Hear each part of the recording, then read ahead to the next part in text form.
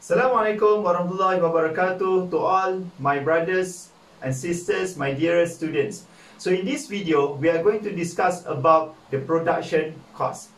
So this topic is very related to the process of production that normally happen in any company or any firm. Okay, so before we discuss further about production cost, let us know first what is production cost. Okay, so production by definition is the process of transforming input to become output to satisfy humans' wants and needs. So we understand the society consists of a lot of people. So these people, they have a lot of wants and needs and also problem. So to solve their problem, to satisfy their wants and also needs, they need goods and services. So in the economy, we have another sector or another unit that is known as firm or business institution. So this firm, they produce goods and services to be provided to these consumers to solve their problem, to fulfill their wants and also needs. Okay, so we also understand in order for the firm or business to produce goods and services, they will need resources. Or in other words, we call it factor of production, or in this definition, we call it as input. So the process of transforming or converting this input to become output is what we call as production. So example of input: factory, raw material, labor, capital, entrepreneurship and whatnot. So we combine all this input and eventually we will produce what we call as production or output. And this output refers to the goods and services to be provided to the society in order for the members of society to solve their problem or to satisfy their wants. Okay, so these inputs, guys, can be divided into two types of input. First one is fixed input and second one is variable input. So what is fixed input? Input that do not vary as output varies. In other words, fixed input is kind of input that will not increase or decrease in number as output increase or decrease. Meaning that the quantity of this input will remain constant or remain the same within the short time period of time. Okay, so quantity cannot easily change in short run. I will explain after this what we mean by short run, but now you have to absorb in short run, the fixed input, the quantity cannot be changed. The quantity cannot be increased by the firm. Second one is variable input. What is variable input? Variable input is the input that vary as output varies. Meaning that variable input is kind of input or resources that will increase in number when our output increase in number. When we decrease the number of output, then the quantity of variable input also will decline. Okay, for example, the example of variable input, the simplest example is raw material. Let's say you want to produce a cake. If you want to produce one cake, you need 1 kg of flour. But what if you want to increase the production of cake from 1 to become 10? Meaning that you need 10 kg of flour. So that's example of variable input. What about fixed input? What's the example of fixed input? I give you one example. Let's say factory, machineries, plantation. So, or in accounting, we call this kind of asset as non-current asset. Asset that normally the price is very expensive. You cannot buy them quite frequent. Once you buy them, you are going to use them for a long period. So that's why I told you just now, fixed input cannot be easily changed in a short run. Okay, next we are going to learn about short and long run. So what is short and long run? Ataupun in other words, we can call it short term and also long term. Okay, what is short run and what is long run? In accounting, it's very simple. Short run means less than 1 year. Long run means more than 1 year. But in economics, the definition of short run and long run is different, guys. Okay, so what we refer to short run? Short runs mean a period of time in which it is too short to change fixed input, where at least a company or a firm will have at least 1 unit of fixed input. Okay, so short runs mean the period of time when the firm has no ability to change the number of their fixed input. So the moment the company or the firm has ability to increase the fixed input, that is what we call as long run. Okay, so by definition, long run is a period of time in which all input are variable. So why all input are variable? In long run, even fixed input like factory, machineries, plantation will increase in number or will change in number. So it will become variable. So in long run, in long term, fixed input will become variable. So that's why we say a period of time in which all input become variable. Okay, so that is the definition of short run and long run. So maybe you don't understand. I will give you one example. Okay, so imagine you own a factory. So this brown box representing your factory. Okay, so this factory is example of fixed input. Am I right? It is example of fixed input. So in your factory, you can have variable input in your factory. Okay, for example here, I put example labor. Labor means our employees, our workers. They are one example of variable input. If you want to produce more, you will increase the number of labor. If you want to produce less, you will reduce the number of labor. So that's the definition of variable input that we discussed a moment ago. Okay, so in this example, our factory can have maybe around 20 number of labors. Okay, 20 number of labor. So in the example here, I have this factory, but at the moment I only have 8 labor.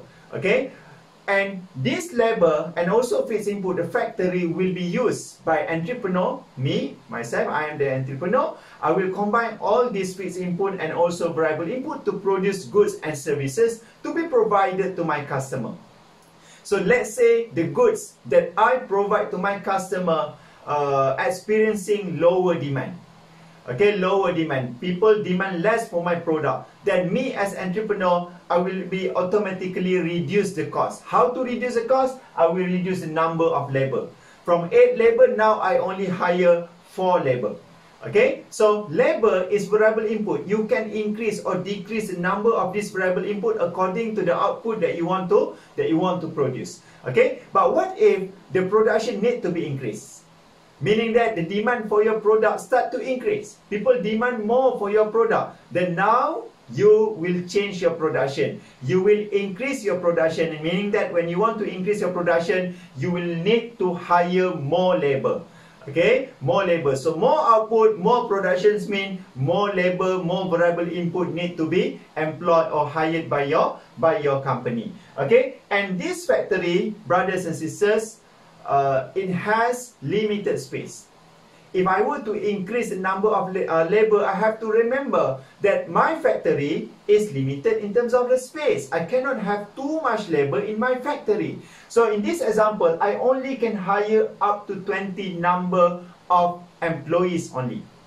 Why cannot 21 employees, 22 employees? Because we have limited space. Our factory is our fixed input. I have no capacity, I have no financial ability to increase the number of factory, my fixed input in short run.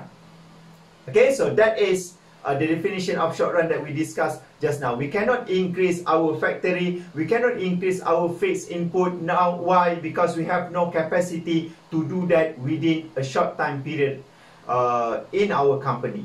Okay, so what about long run? So in economics, guys, we assume that in long run, the company will expand itself. The company will become bigger in size. The company will have more capital. The company will have more money.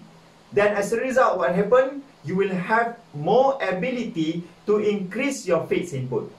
So in long run, your fixed input will become variable input. Okay, for example, previously I only owned one factory, but in long run, maybe 10 years, 20 years, it can be 30 years. Now I have more ability in terms of my money, in terms of my capital, and it allowed me to increase the number of my factory. Now I own 2 factories. Okay, I own two factories. So that's what's going to happen in long run. Okay, so in short, what I can say is short run, at least you must have at least one fixed input. You cannot change the quantity of fixed input in short run. Why? Because in short run we have no financial or maybe ability to increase the number of our fixed input. But in long run, our assumption is you will have more capacity to increase your money, your capital, then you will have ability to increase or to change the number of your fixed input. So that's the difference between long run and short run. Next one, we are going to talk more about short run production function. Like I told you in our previous class, this chapter will involve a lot of function, a lot of formula. So you have to be prepared for it. Okay, so I introduce you to 3 formula of function first. First one is total product. Second one is average product. And next one is marginal product. After this, we are going to have another function. Now, we will discuss about these 3 functions first. So what is total product? What is total product? So total product by definition is the total quantity of output produced by a firm within a given quantity of inputs. So we have certain number of inputs, so we utilize all this input to produce the product. So the total product that a company produce by using the given number of input is what we refer to total product. So if I were to draw the total product curve, the total product curve will become like this. It increasing, it reach the maximum point, and after that it will start to decline. So meaning that, and I divide this, what we call this, we call it total product curve into 3 phases. So first phases, what happened?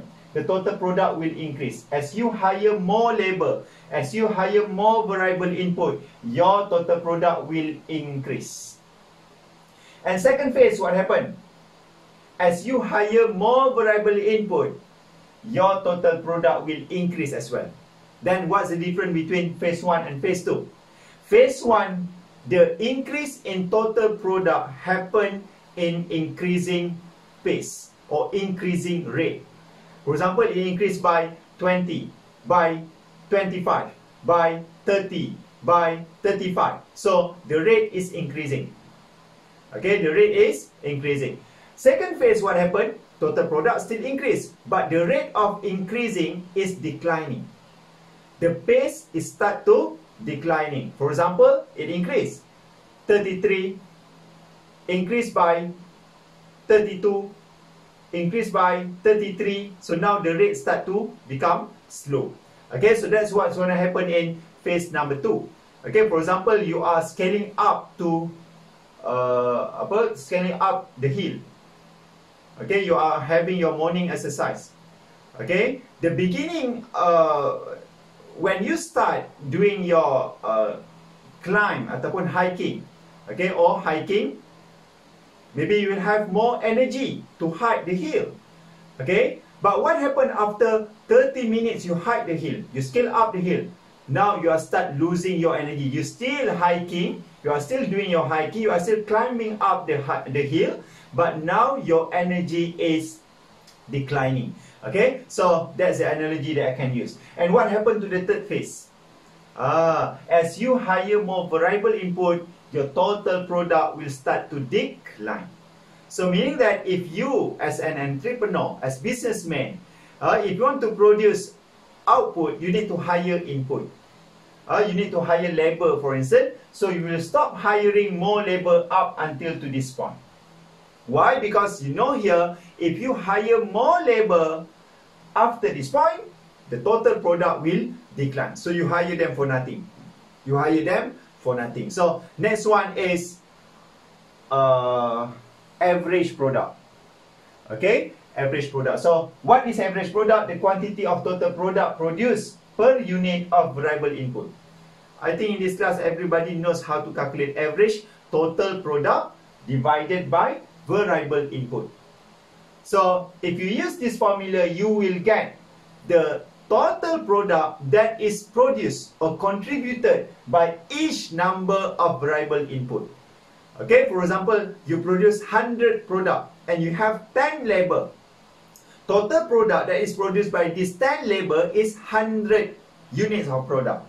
So how do I know the average product? 100 divided by 10. Then we know every staff, every employee, they produce around 10. Okay, around 10 product. Okay, so that is average product. So this is average product curve.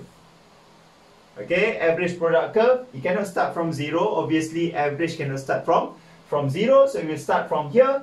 So the average product will increase initially until the middle phase of phase 2. And what happened after that? Our average product start to decline. So average product representing the productivity of our variable input. Okay, so initially the productivity of our variable input is increasing. As we hire more variable input, their productivity will start to decline. Okay, so that is average product. Next one, let's talk about marginal product. So what is marginal product? When I say marginal product, it always refers to changes. It always refers to changes. So what is marginal product? By definition is changes in total product. It's not on the slide. I don't know why. So by definition, marginal product is the changes in the total product as a result of additional unit of variable input. As you hire 1 unit of inputs, what happened to the total product? What happened to the total product if you hire or employ another additional unit of variable input? For example, if you hire another 1 labor, what happened to the total product? How much it will change? So that is what we mean by marginal product. So if I were to draw my marginal product will become like this. Obviously, it starts from here. Okay, it cannot start from 0. It will increase initially, reach its maximum, and after that, marginal product will start to decline, and eventually, marginal product will reach 0 and become negative. Okay, so guys, this is the example. Okay, this is the example. And this is our variable input, number of labor. And this is our total product. You hire 1 unit of labor, total product increase by 10. Okay, increase by 10. And the marginal product is 10. So you hire 1 additional unit of labor, what happened to total product? Increase by 10. So marginal product is 10 and average product is 10 as well, obviously. Okay, 10 divided by 1, we get 10. Okay, what about we hire another 1 labor? From 1 to become 2 labor. What happened to total product? Total product start to increase from 10 to become 25. And marginal product is 15. How do I get 15? 25 minus 10. I will get 15. Divided by 2 minus 1. So 15 divided by 1, we will get 15. And average product 12.5. 25 divided by 2, you will get 12.5. And the calculation goes the same. Okay, from 1 unit of labor to another unit. So guys, if you notice here, I divided my marginal product into 3 colors. Okay, first the blue colors, second one is the green colors, and last but not least is red colors. So what happened? What do you notice here? Your marginal product is increasing. Your marginal product is increasing here. And after that, your marginal product start to decline. Your marginal product start to decline. And last but not least, your marginal product reach 0 and it will become negative. So this will give us one important information. If you are the entrepreneur, if you are the businessman, you will stop hiring your labor or hiring your variable input up to this point only, until 6 only. Why I cannot hire 7? Because if you hire 7 workers, what happened to the total product? Remain the same, 75. Meaning that the 7 labor that you hire, it gives you nothing. You just pay their salary, their wages for nothing. He or she doesn't contribute anything to the total production. And when the total production does not increase, then what happened to marginal product? Marginal product turn to 0. Okay, turn to 0. So that is the information that you need to know by knowing the total product, marginal product, and also average product. And this will tell us one important law in economics. Okay, that we call as the law of diminishing marginal return. What is that? The law states that as more and more of variable input is added to the fixed input. Our fixed input just now is a factory. Okay, as we add more and more variable input to our fixed input, eventually the marginal product will decline. So that's why we call it diminishing marginal return. Eventually, the marginal product of the variable input will start to decline and it will become zero and become negative. Remember just now, our factory. We have one factory.